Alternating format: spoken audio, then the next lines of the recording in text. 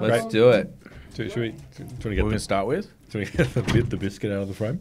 No, I think biscuit stays in the frame, right in the middle of the frame. Oh, okay. If we must.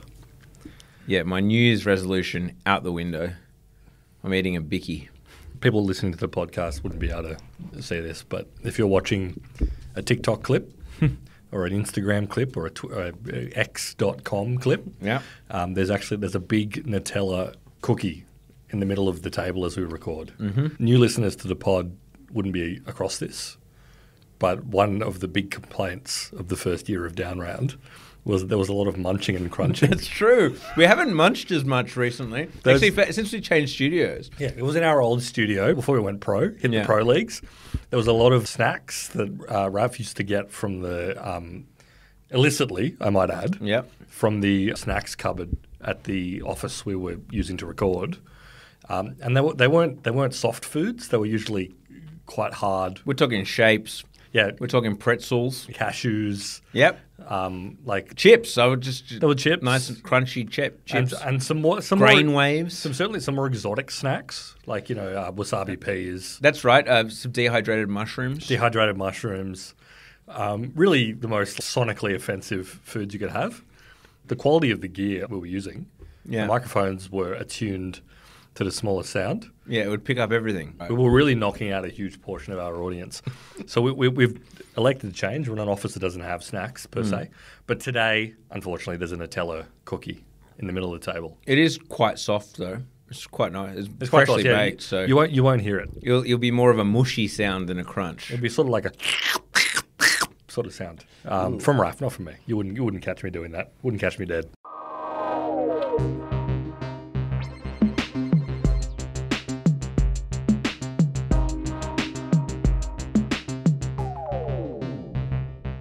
Vision Pro heads, Apple Vision Pro heads, by the way, there's guidelines. There's actually guidelines around everything with Apple. So, for example... There's bloody rules all over the shop. I know. You're not allowed to call, and by you I mean like if you're a developer in the App Store or in their press... They're not, judge, jury, and executioner on this. There's no punishment for it, other than if you're in the App Store and you get booted from it. But there's rules around how you can refer to their devices. So, for example, iPhone is iPhone. It's not the iPhone. Yep.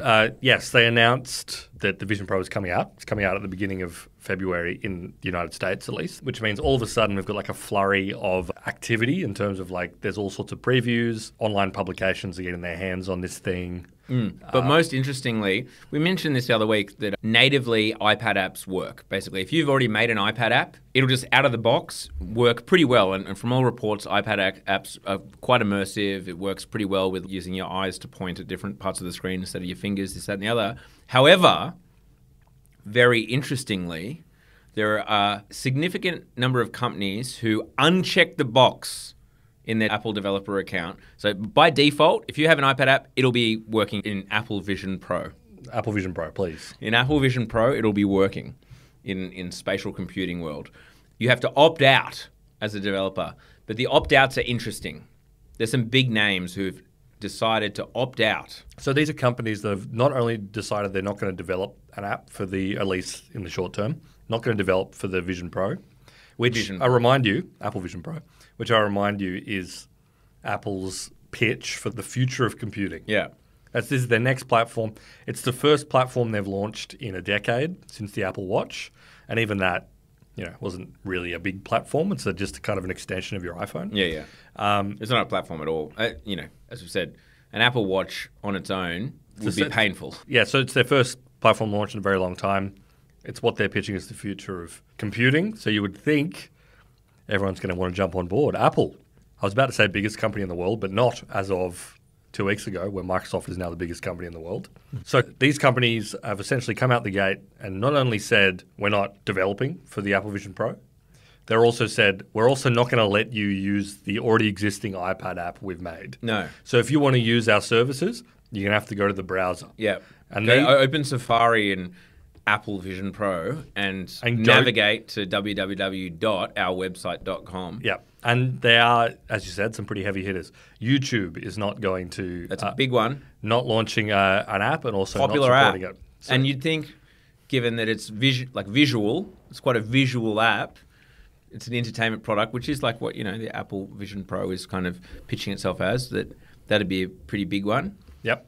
Netflix. Same deal. Again, one of the biggest video streaming platforms on earth, certainly the most prominent streaming service, is not releasing an app for the Vision Pro and also not letting you use the iPad one. So you have to go to www.netflix.com. Who else is Which on the was list? significantly a worse browsing experience. Spotify was an interesting one because, like, Spotify, if the future is kind of work, like business focused and work and productivity, and you're doing your spreadsheets in virtual world on monitors that are huge, but they're not actually virtual monitors in this, but like big screens on top of a mountain while you're like in Zen productivity mode, you wouldn't maybe mind some chill lo-fi hip-hop beats to chill/study to or whatever in the background. But no, Spotify unticked the box. Also, no. And there's been a range of companies, not quite as large as that, who have made the same claim. Basically said, no, we're not relaunching it, and we're also not letting you use the iPad app that we've already released on your Vision Pro. Wow. Imagine, these people are not investing. These fools. These idiots are not plugging in to the next generation of computing. What could possibly be going through their minds? I just have to think that they don't like winning and that success is anathema to them. No, there's no explanation whatsoever for such a foolish decision. There's a complete lack of grind set on their parts. And it gives me serious concerns about the future of Netflix, the future of Google, that they're not investing in this headset. Anyway, let's just put that on the pile of failure. And that's sort of the end of our conversation about the Vision Pro. Anything else going on in the news, Raf? Well, I guess in other news, the Supreme Court has, in the Apple versus Epic case, have come down with a ruling that basically was like, go back to the 2021 California decision. For anyone who doesn't remember, Epic Games, makers of Fortnite, took Apple to court about not allowing them to have an in-app purchase store. Anyway, the California ruling was that Apple had to allow developers to link to a third-party payment or app store or whatever. So if I'm a developer and someone wants to buy a subscription to my product or whatever in the app store, then they have to use Apple payments and I have to pay Apple 30%. Judge has ruled, nah, you've got to let people have an alternative. And Apple have complied. They've complied. And the way that they complied is they said, okay, fine, we'll follow the law. And what you can have now as a developer, if you'd like to use an alternative payment system to the App Store and avoid their 30% fee, is you can apply for an entitlement to have a link in your app that people can click to pay elsewhere. If approved, every single time people click that link, it's actually like a call to the Apple API. They're tracking every click of that link, and every sale that is made via that link by people over the next 7 days. Anyone who's clicked that link, if they make a purchase on your website over the next 7 days, Apple gets 27%, not 30%. So a bit of a discount there. Obviously, you have to pay whoever your payment services provider is, typically around 3%. But anyway, so Apple only charges 27%. And every month you need to provide Apple with a record and audit of anyone who's clicked that link, even if no one has clicked that link. Interesting. So Apple, look, it's fair to say that in this situation they're being absolute fuckwits. I'm going to go out on a line here and say that there may actually be a connection between the two stories we've just discussed. What? What? Everyone hates dealing with Apple? Everyone hates. Even though they're building the next generation of computing, people might not like dealing with them. And now they're in a situation where they're releasing a new product that realistically requires a developer ecosystem to make it a fantastic product that everyone loves and uses. And the developers are saying, I don't know if I want to help you build the next generation of computing. Because that may put us in a position where you're just going to fuck us for another 15 to 20 years. Yes, that's why. We'll stop being idiots about this. I know. Okay, obviously we're being a little facetious around this. But yes, the situation is basically that, yes, Apple's releasing the Vision Pro. The iPhone has been so friggin' successful that Apple have basically been allowed to set the terms however they want. That's right. Because at the end of the day, it's like they make the rules hard and fast around 30%. And it's basically the classic down round formulation, which we 100% came up with and everyone else has copied us, which is that if you own the hardware and you own the platform, like a proper platform that's based in like real things that exist in the world and people own, you do get to set the terms. And this is one of the entire reasons that Mark Zuckerberg has invested so heavily in Oculus and the Metaverse, is that he's kind of like, Facebook has been forced to comply with Apple and Google to a lesser extent, but certainly Apple over the past 20 years of its existence. We can't let that happen for the next generation of computing. So we need to own the headset. Yeah, if you own the distribution, you set the terms. And like people have been, including developers, have been mad at Apple for 15 years about the terms that they set and getting like randomly banned from the App Store and having to pay this 30% price, blah, blah, blah. And Apple have basically said, if you want to sell on our platform, you pay the 30%. That's it. And they can say that because it's worth it for all developers, basically. Well, I say all developers. I'll come to that in a second. Yep. It's worth it for most developers to pay that 30% because they have to. And they don't get to negotiate. There's no negotiations here. Those are the terms. So Apple, and being in that position of power and being, especially Tim Cook mindset, but like regardless, especially over the last 10 years, have just fought tooth and nail for every single dollar and penny, which I think that they do legitimately believe that it belongs to them because they've enabled this ecosystem. And, it's their phone that has enabled developers to make this money. And we've talked about this a fair few times on Down Round, just like the Apple tax, as they call it. So to be clear, just in case you've been like, what are these guys talking about? Ralph said it before, but if you sell a digital product on the iPhone and people access it through an app that they've downloaded on the App Store, Apple will take 30%. And that can range from the really basic thing that if an app costs $5 and you buy it from the App Store, Apple get 30% of that. But also if you buy like an in-app purchase, like you buy gems in Candy Crush or something, Apple get 30% of that. And let's be clear, 85% of App Store revenue is games. Yeah, but so a lot of it's going to be every gem games. you buy, 30% is going out. Yeah. And we talk about that ad nauseum especially with that number, that the majority of Apple services revenue, we've said this 9 million times before, is Google paying to be the default search engine and people buying gems in games. Exactly. But it also includes subscriptions. So, if you download a newspaper app or you download like a streaming service like Amazon Prime or something, I'm not sure if Amazon Prime actually let you subscribe to the service through the app. Now, there are some apps, though, that are considered reader apps that they do kind of have certain workarounds. Like I believe Netflix doesn't pay the 30% in certain circumstances, whatever. Yeah, anytime that you go to an app on your iPhone and you want to subscribe to the service, if you do it within the app and it comes up with that like native iOS pop-up,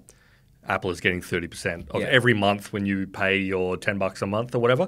Apple is getting $3 of that $10. And they have most favored nations clauses, so you're not supposed to offer the same thing for cheaper on your website. So, for example, if you're like, well, it's $10 on the iPhone, but it's only $7 if you subscribe to the website and then come back and log into your account, you're not allowed to do that. No. So they set all these like pretty harsh terms. So any time that you open up an app and it says, hey, if you want to subscribe, you need to like go to www.whatever.com, they're doing it 100%. Because they don't want to pay that 30%. Yeah, well, they also had anti-steering things in, which I believe has more recently changed. It's been lifted a bit. It's been lifted, but you weren't even allowed to say that, A, that you had alternative payment options, and B, why you didn't have like things available. So the classic was the Kindle. The classic example was Kindle. You'd open up the Kindle app, and there'd be nothing there. Yeah, exactly. It was the case for a very long time that there was no reference to how you would even get a Kindle. Yeah, a book or anything. It's just like, right, here's a Kindle. Amazon kind of just hoped that this knowledge had like suffused through the culture. That you'd Google how to get books on Kindle app on iPhone, and it's like, oh, okay, I see. Because Apple would take 30% margin of every single book you bought in the which, especially in things like that, in circumstances like Kindle, because they have a competing product, it is quite galling. They have Apple Books, right? Like iBooks, exactly, which you can buy books via. And they still do, allegedly. I don't think I have no idea where that fits into like Apple's services revenue. It can't be a huge amount of it, I would imagine. I don't think it's been a massive success. I haven't heard it discussed by Tim Cook at an earnings. No, but I'm sure that the amount of money it brings in would dwarf the majority of businesses that you would ever hear about. Yeah, because it's just like one of the scale things. But I guess the reason we wanted to talk about this now, because this is has been an ongoing issue for a very long time, is that Apple being shitheads, Yeah. which they have been, Yeah. they've been enabled to do it because they've had the power for a very long time, and they Yeah. still do, in the sense that a lot of people have iPhones. If you want to make a mobile product or a services product or whatever, like a digital services product, your revenue is probably going to come from iPhone users. Objectively, there are more Android users out there in the world, but they're the people that actually spend on stuff. Yeah. Revenue made by the Apple App Store is far greater than the Google Play Store. That's right, and that hasn't been looked to change for a very long time.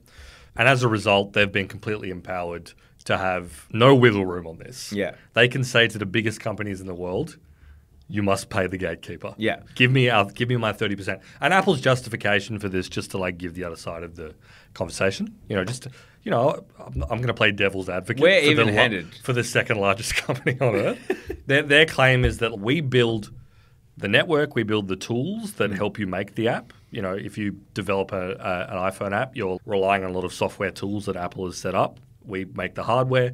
Software is theoretically an infinitely scalable business. And this is the thing that people love about software and SaaS businesses and whatever. Zero marginal cost. Zero marginal cost. You spend a bunch of money on investing and making the thing, and once you've made the thing, you could theoretically get 5 billion users. I don't think that's going to happen for you. If you're thinking about setting up a social network where it's all videos of you like hula hooping, and you're telling your investors, You don't understand. Once I pay someone to film me with the hula hoop once, like that's my cost. That's my cost. And I'm anticipating 5 billion people are going to pay $19.99 a month for that. Yeah. And it doesn't make a difference, like whether it's 1 billion or 5 billion. The costs are negligible to me. Exactly. And Apple's saying, and the only reason that's true, the only reason that software is an infinitely scalable business, because there's us thanklessly laboring away in Cupertino, building the hardware and the services and the networks to enable you to make $5 trillion a year on your hula hooping app.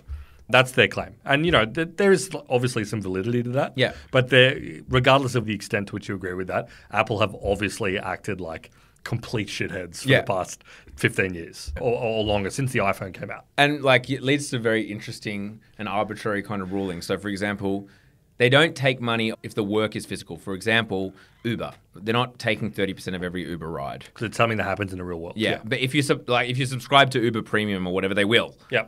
Because, But the classic thing during COVID was if I book a personal trainer to give me an in-person lesson, they're not going to touch it because it's like I'm just making a transaction with a small business owner and we're going to go down to the park and, they're going to be like, all right, come on.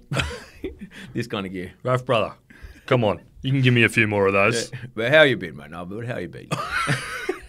But during pandemic, when all of the innovative PTs went online, Apple started taking 30%. Like if you're doing an personal training session, Apple said that's a digital product. We're taking 30%, thanks.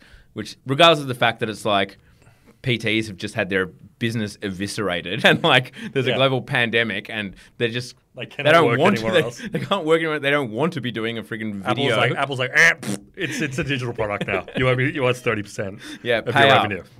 And and again, in an objective sense, if you're looking at it clear-eyed as like an MBA consultant, recent graduate, you might be like, well, that's reasonable. Yeah, they created the platform that you're having personal but it's the down around sniff test. Yeah. You're like, this is an enormous company that's essentially extorting me for 30% of my revenue. Yeah, and I guess that's the thing. If you want to come down to my opinion on it, it does feel like Apple should probably have some percentage. And for sure. To be clear, Google takes 30%. Sony, what's the PlayStation? They take a huge percentage as well. They take a cut. Yeah. A lot. Most platforms. Every digital sales platform will take a cut. It just feels like 30% is maybe a bit high. 30% is high, and you alluded to this before. There have been several companies over the years that have really kind of stuck it to Apple and said that's too much. Obviously, none of these companies that have done this are particularly small. It's only the largest enterprises. The textbook example is Epic Games, who make Fortnite, obviously one of the most popular video games in the world, huge business, who have launched their own digital storefronts, have basically said it is unconscionable that Fortnite, which is a product that entirely runs on people buying skins and cosmetic items through like an online should pay you 30% on every single one of those. Yeah. And that's like an existential threat to our multi-billion-dollar business. Spotify has kicked up a stink in the past, and they actually took it to the EU with a complaint about the fact that anyone that opened up the Spotify app and subscribed to Spotify directly through the app would then be paying Apple 30%. Yeah, so that money's not going to artists and record labels who the actual product is. That's right. And and obviously Spotify. The Spotify claim, in much the same way as we were just talking about the like Kindle stuff, is that once the user subscription workflow or like the user flow is more difficult than someone opening the Spotify app and just like hitting subscribe, even if there's like some sort of message or process that's kind of like, no, you actually have to go to like... Oh, actually, I forgot to mention that as part of the Apple thing. It's like after you do get approved for the entitlement, when the person clicks on the button, it of course comes up with a massive pop-up being like, do you understand? We have no idea where any of this money is going that you click on. Like this could be a scam. It could be completely fucked. This money could be going to the hoodies. Yeah, don't be buying any Amazon gift cards. Like this is just absolutely bonkers what you're doing now. It's got like a big red continue button, like this sort of thing where it's like, if you go in there, there's a high possibility your entire family could be kidnapped, and we can't stop it. We can't stop that from happening. You know, they should have a little like, he's like, have you seen those ISIS beheading videos? That could be you, brother. Yeah. Have you heard about what's happening in the Red Sea? Well, you could be physically supporting that. You could be disrupting the flow of international commerce right now with this transaction. And it's like, I was just trying to sign up to Spotify Premium. Yeah. Anyway, so Apple have basically had some of these enormous companies over the barrel over the past. And don't get me wrong, look, I also think one of the key issues, especially with Apple's policy, is okay, I'm going to put like capitalism innovation hat on, which, was the hat I was wearing when I said, they do probably have some entitlement. I've never seen you take that hat off, Matt. I'm a pig. What can I say? It's been good to me. But anyway, enough about me. I mean, if you read Marx, you recognize like you need to be an owner. Right, that's the point of Marx, right? You need to own the means of production if you want to get anywhere. I'm picturing like a grind set guy reading Capital. reading Capital and being like, fucking hell, that's what I need, the means of production. Exactly. And I'm going to do it by doing like car sales videos on TikTok. Anyway, there are like innovations and business models that can't bloom because of the Apple 30% tax because of the way that it's implemented. So, for example, there was like a kind of creator economy startup. I remember this was like a couple of years ago. There was a big blow up about this that basically just wanted to create a classic platform, Twitch-esque, where creators could have people subscribe to them, or like Patreon kind of style, where you can subscribe to creators. But Apple were like, if you were to use this app, and the Down Round lads were on there and they were creating beautiful art and live streaming and this kind of gear, if you wanted to subscribe to our $10 a month tier, Apple would get 30% of that. And obviously the people who made this app were like, we can't tell our creators, 30% of your money goes to Apple, let alone then we need to somehow find a margin on top of that. So it's kind of stopping new business models and new ideas and new apps or whatever from being developed because you just can't make a functioning business model around that where like where 30% of every payment for a digital service is being taken by Apple as long as it's like a marketplace model. Yeah. No, you can definitely argue that it suppresses new digital business models because you can't get anywhere without being on the iPhone inserting themselves into every transaction. So there's an argument made there. But I mean, the reason that we did this episode and we were stimulated to talk about it, something that's been going on for a very long time, is the fact that Apple have had this insane domination over the smartphone market in terms of revenue for a very long time.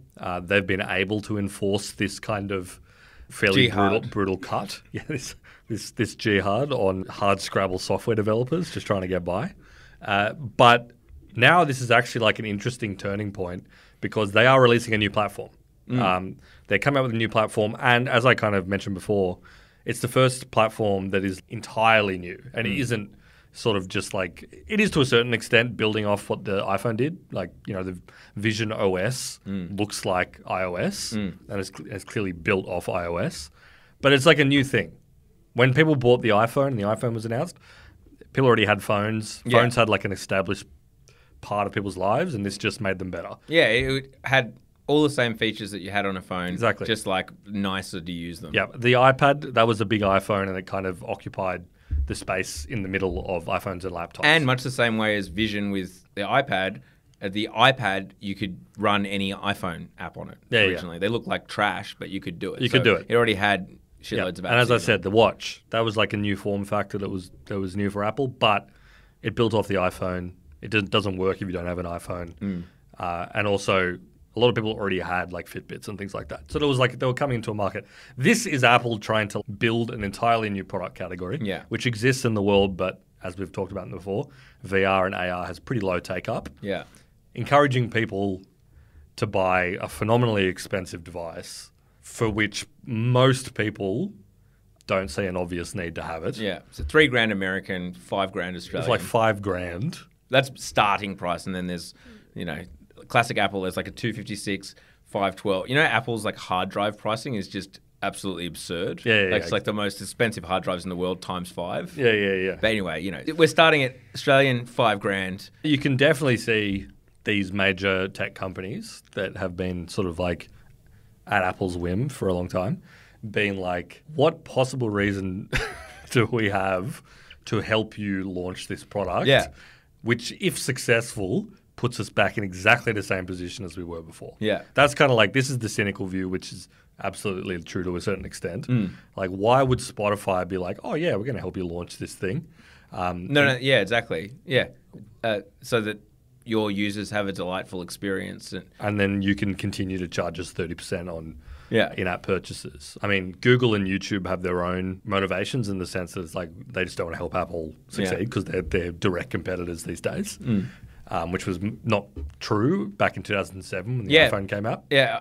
Famously, YouTube. So back in the day, when the iPhone was launched, it actually didn't have an app store, but it did have a YouTube app that was built by Apple in collaboration with YouTube. So they had like a native YouTube app on the original iPhone. Yeah, so you could actually, totally. How things have changed. They're direct competitors now, so they're definitely not locking horns just over that. But like someone like Netflix, who has had a really, really good relationship with Apple in the past, like releases an app for every Apple product, releases an app for everything. Yeah, like that's their play. They don't have a distribution other than on other devices. Netflix are totally platform agnostic. Like they will develop an app for like the shittiest like Chinese brands TV. Yeah. That like is running some fucked version of Android. That the most not even that, like some horrible proprietary thing. Yeah. They'll dedicate a team of like 3 guys at Netflix HQ to develop for it. Yeah. Just to make sure that when it sells 800,000 units or whatever, those people from day one can watch Netflix. Yeah. When it sells 250 million units in a bunch of provinces you've never heard of that all have a population of 40 million. Yeah, that's true. So they're always going to do that. But in this case, they're kind of like, they can go to Netflix.com. Yeah. So it does feel like a direct, like, we're not helping you build this thing. So to provide a bit of context, I read some like analyst report stuff about the Vision Pro, and they anticipate upper end about 400,000 units sold in the first year, which 400,000 is not a small number. But in terms of devices, when you compare it to the number of iPhones that get sold every year, it's pretty AirPods or even MacBooks, is Magic Mouse. It is small. It's not. Yeah. And they know this. Like I was saying to this before, that now that this has been announced, they've launched all this content for the first time. They're showing people actually wearing it, like photos of people, which they didn't show for a very long time. Yeah.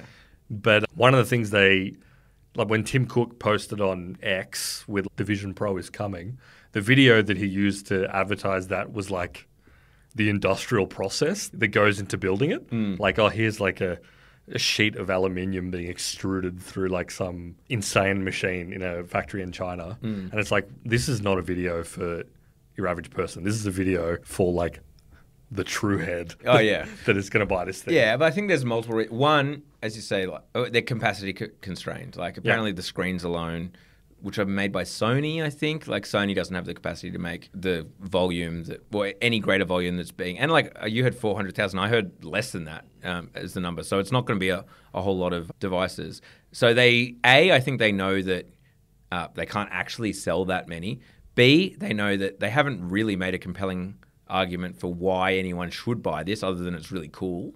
And it does seem like really cool. It seems cool. Yeah. It seems like a cool device. Seems but it's like not a delightful experience. It's not a must-have for the vast majority of people. No, there's no immediate reason. And Apple themselves, I don't think, have come up with an immediate reason other than reliving memories. I think from my perspective, like that seems to me to be the most compelling. Like I can normal person thing. Yeah, normal person thing that like makes it into a must-have once you've kind of tried it once. And C, it's so convoluted. How, if you've got glasses, going through getting these prescriptions and this, that, and the other, and getting it to fit your head properly, and that it's going to be very easy for a lot of people to have a shitty experience with it. And it's very expensive from their perspective, like the rigmarole of going into an Apple store and getting fitted and sending off your prescription to Zeiss, who make custom lenses and blah, blah, blah, blah, that they need to keep it small, basically, and know that there's going to be a small amount of people that they're going to invest all this time and effort into making sure they have a great experience with it. Because as soon as you expand it out and pay less attention, immediately you're going to get like the negative publicity of, I tried the Apple Vision Pro and I vomited in 30 seconds. I vomited all over it. Yeah. My Apple Vision Pro is dripping in vomit. Yeah. The TikTok try not to vomit in an Apple Vision Pro challenge, this kind of stuff. That's the kind of stuff that keeps Apple marketing up at night. The TikTok Vision Pro vomit challenge. Which, by the way, TikTok have not opted out. No, TikTok are launching it. Like TikTok are launching an app. They're going all in. They don't give a fuck. They do not give a fuck about like revenue splits and whatever. They're like, we just need to turn people's brains into slush, wherever they may be. That's their company vision. Yeah. But in China, I'm sure that it's all just like higher learning kind of material and like discipline content. Totally. It's funny because obviously the other side of it is that if for whatever reason the Apple Vision Pro started selling shitloads of units. Oh yeah. Like Netflix, you can bet your ass. Yeah, Netflix would make an app for it. Like there's no question about it. But the reality is, if there's only 400,000 people, and how many of them don't have Netflix already? Like how many new users are you acquiring who don't have a Netflix account, but they bought an Apple Vision Pro and they're like, just scrolling around the App Store. Oh, I might try this Netflix thing out. Netflix, all right. That sounds all right. $12.99. Okay, totally. I'll subscribe. Think who are the people that are going to buy the first generation of Apple Vision Pro? There's like a very, very limited number of categories of people that are actually going to, as you said, go through a rigmarole of going into an Apple Store and getting fitted. They're designing a whole retail experience for it, apparently, where you can test it and then use it, and as you said, get fitted. They're like half an hour booking slots and shit. Yeah. So this is kind of like a prestige product. So the kind of people that buy it, one, like complete Apple heads, people who just buy anything Apple makes, and that's a small but active consumer segment. Yeah, like VR freaks, yeah, and you can kind of mix that with just like general VR freaks, but probably not the porn freaks because Apple aren't into that. Yeah. If you're a VR porn guy, you probably have already got a setup for it. Like you don't need a Vision Pro, but maybe like the 4K lenses with 9 trillion pixels an inch from your face is a compelling pitch. Yeah. If you're a pro gooner and you're really into that stuff, I'm not going to begrudge you, but I think you should be in prison. So the VR freaks who just love VR stuff and they have an Oculus and they've had Oculus forever. Yeah. Or MetaQuest now. They have like the Vive, HTC Vive. Oh, yeah, Facebook are obviously another one that aren't doing native apps. Yeah, Facebook are not doing native apps for now. Again, pretty obvious why. Pretty obvious they've got their own stuff going on, Meta. The VR heads who just love virtual reality stuff, again, pretty small consumer segment. And the other one, which I think is the sleeper category, is like enterprise customers, but not enterprise customers that actually plan to use them in any proper way for productivity, but like enterprise customers like architecture firms, industrial designers, probably like marketing and comms places who are like, we simply need to be perceived that we are on the cutting edge and doing well enough to buy this stuff. Yeah, we need to just have over on to the side when clients walk in the VR space with an Apple Vision Pro just sitting there so that we can signal that we're doing shit. We're doing shit. When the CMO for Woolies walks in and you're like, just come through here. We're in the meeting room here. They're named after Harry Potter characters. They're named after this. So Hedwig. I'll meet you in Hermione, and this is our VR space. It's kind of like we're thinking. We'll get into it, but I can see a Woolies activation. But anyway, we'll get onto that. First, let's talk about YouTube ads. That kind of shit. There's going to be a lot of those sort of enterprise clients who are like, we must have the Vision Pro visible in our office.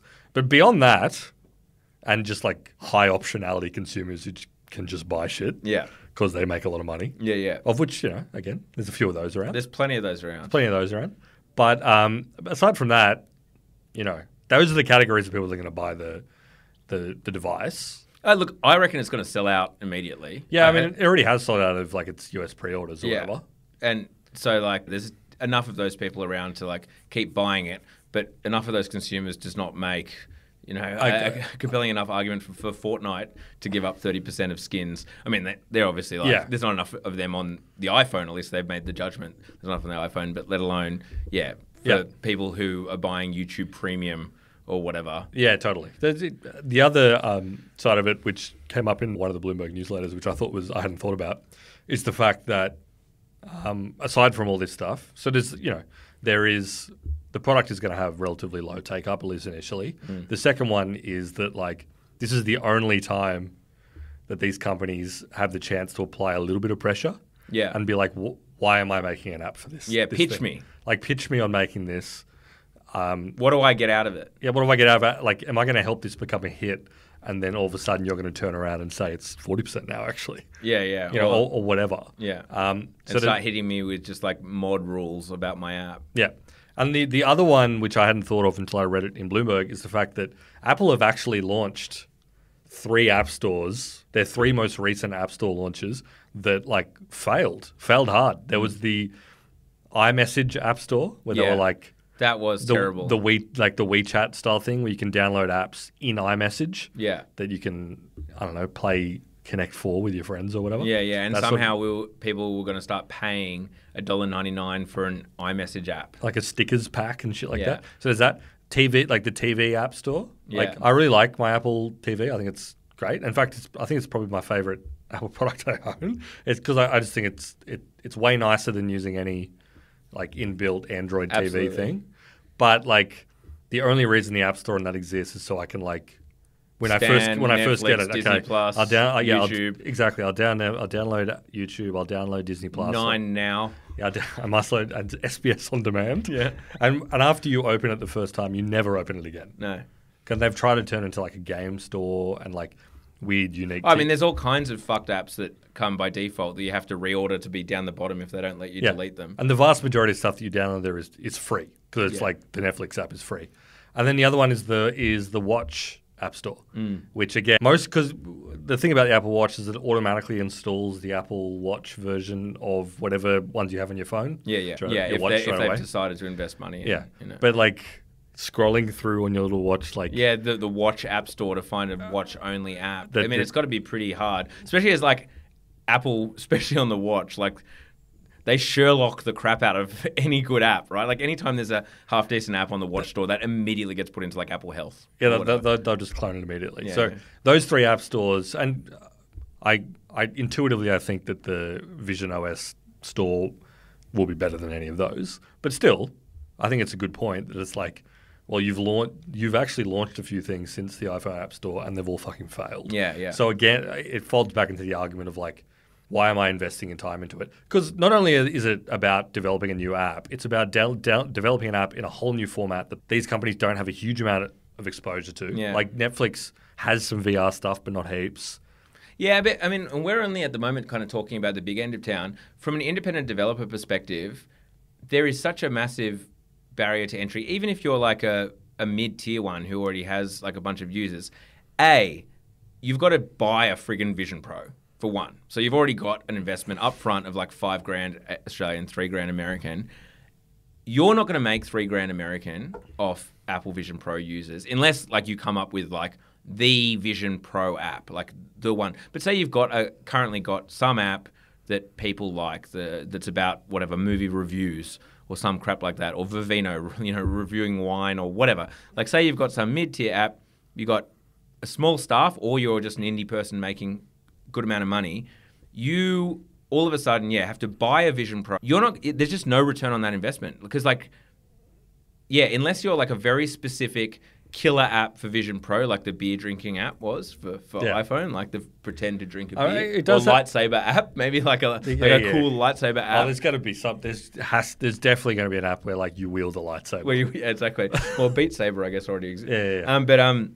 Well, it can't be on there though, can it? So there's got to be a Beat Saber clone for Vision Pro. That's something that someone right now has pre-ordered because they're going to be like, I'm going to be first to market with like the Beat Saber clone, the shitty Beat Saber clone, or Flappy Bird Vision. But point being, sorry, like you're not making $3,000 in that, at least in the first year, off Apple, like off the 100 to 400,000 users that are going to somehow like buy your app or like spend a monthly fee on your app, like you know what I mean. Like, even so, it's a dice roll for sure. It's a big risk to open up, to spend the time, money, and effort on something with just such a small user base. And the announcement was that the Vision Pro will launch with 500 apps or thereabouts, which is lower than even the original iPhone. I'm pretty sure when it launched the App Store. Certainly lower than like the iPad and whatever else. This is obviously, it doesn't include the many thousands of iPad apps that will be there available. There's a million iPad apps or whatever. But like Canva apparently have a native app, for example. Like there are some, as I said, TikTok is going for it. There are big, like Amazon Prime, which as a lot of the other video apps aren't doing. Disney Plus will and have immersive 3D content that you can watch on or whatever.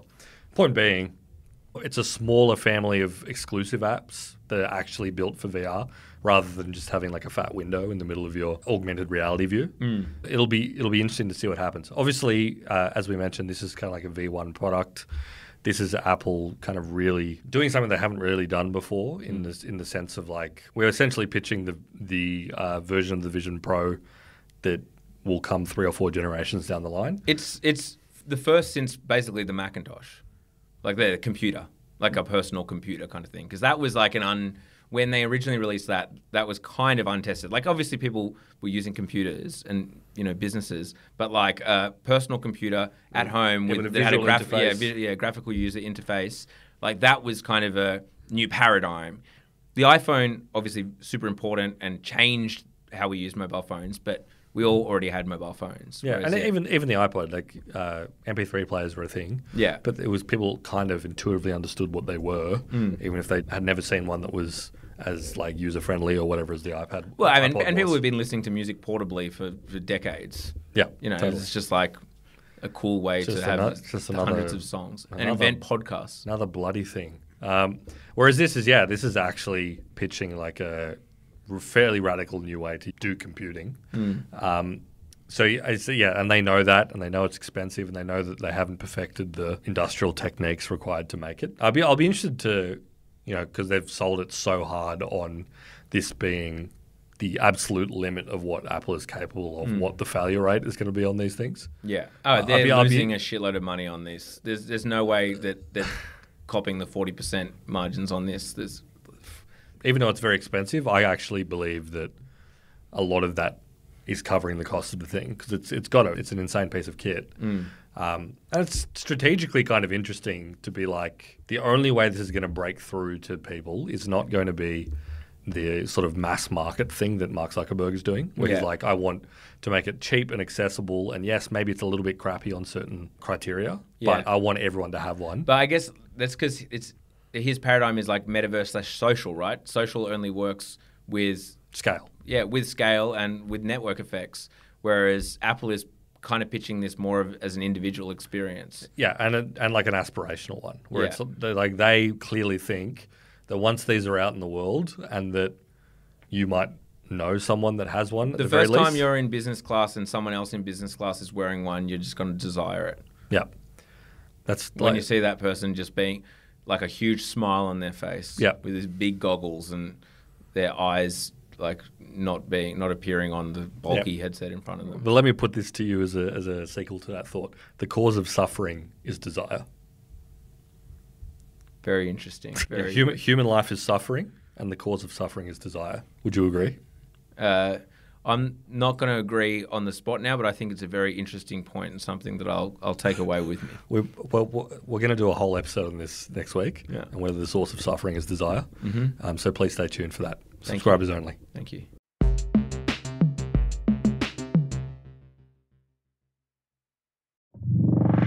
Hey, Raf. Hey, James. Did you know that you can get an extra episode of Down Round every single week on top of the one that you're already getting? Yeah, I knew that. Well, yeah, obviously you know, but the person is, I'm using you as a vessel to explain. Sorry, as I'm the listener. No, go on, tell me more, James. How much does it cost? A mere $7 a month, Raf. Okay, where do I go to find out more about this? You go to downround.net. Okay, I want it. Well, I'm sure you do. I feel like I'm missing out by not having it. Exactly. No ads. Second episode per week. And a few other little goodies that are coming down the pipeline as well. Head to downround.net. Downround.net. And sign up to Downround Premium.